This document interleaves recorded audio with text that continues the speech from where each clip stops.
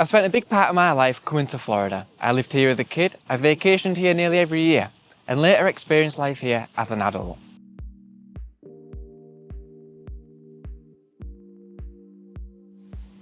I worked outdoors in construction in the UK for years, and coming back to Florida as an adult really changed how I think about daily routines, weekends, and lifestyle.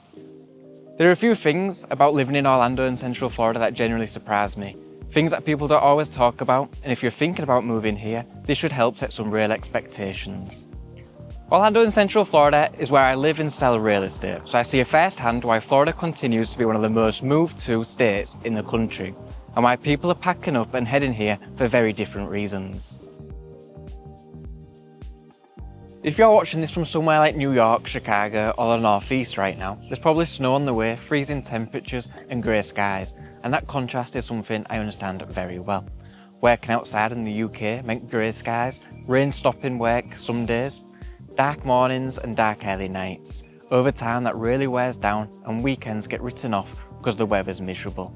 Florida is obviously warmer, but the thing that surprises most people isn't the heat, it's the humidity.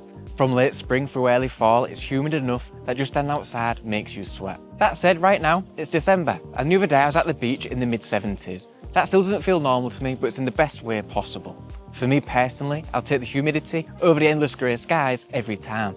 But it's a lifestyle choice you really need to think and understand before moving here. Another thing people always ask me about is the storms and hurricanes. And someone once said to me that Mickey Mouse wouldn't have built his castle here if storms were going to destroy it every year.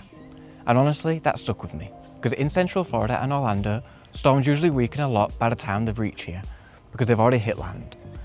What we typically see is heavy rain and wind, but not the worst of it.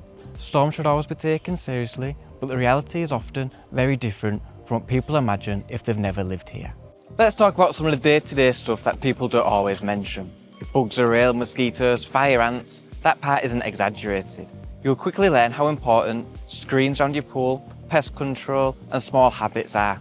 Driving also surprised me a lot more than I expected, because Central Florida and Orlando are constantly evolving, which means a lot of major infrastructure projects. You've got the I-4 upgrades, the Narcoossee Road expansion, Independence Parkway, and other major road improvements happening to support growth.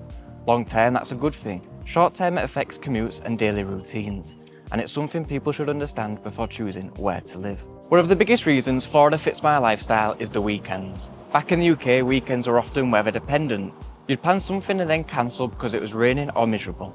Here, there's always sports on, football, basketball, soccer, and yes, to me, it'll always be football, not soccer. No matter what time of the year it is, there's always something to go watch or be a part of.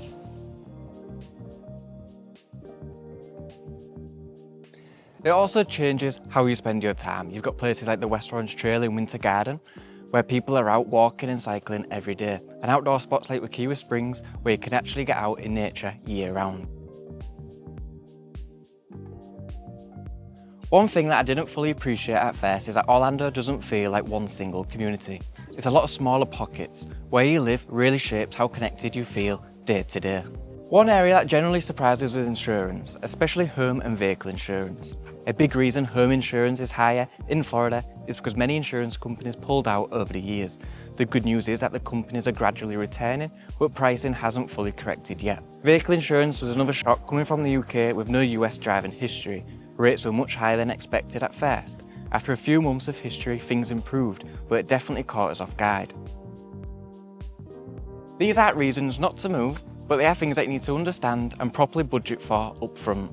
Relocating isn't just about choosing a place where to live. It's visas, timelines, understanding your options, and knowing what questions to ask early. When we went through this process ourselves, one of the biggest challenges was finding clear, reliable information in one place.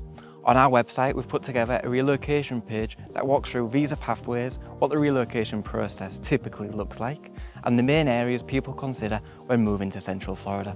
That page will be linked below, and if you'd like to speak with us directly, floridahomesgroup.com/YouTube is where you can reach out. One thing I've learned is that Orlando isn't one place. How it feels day to day depends massively on where you live and how you commute. That's why choosing the right area matters just as much as choosing the right home. If you're thinking about making the move, hit subscribe. We put out new videos every week about life here and relocating to Central Florida. I'll see you in the next one.